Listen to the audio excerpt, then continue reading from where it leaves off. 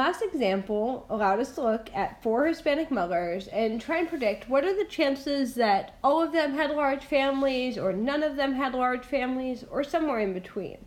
Those calculations were fairly straightforward and pretty easy because we were only looking at a group of 4 women.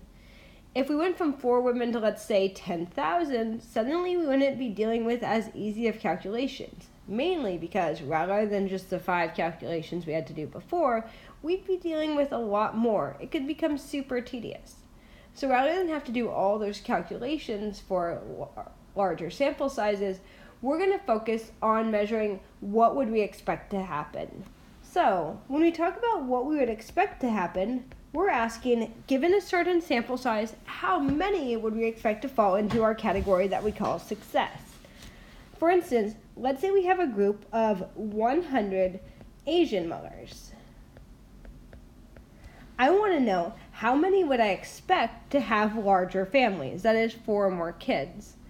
Well, if I come over here, according to Pew Research, 10% in 2014 had larger families.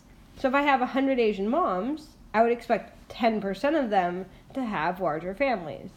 10% is 10. So I would expect 10 of those moms to have larger families. Now, the whole idea here is, well, how did we calculate that? And I'm guessing what you guys did is you took 10% of 100. Well, 100 is the sample size, right? So that's n.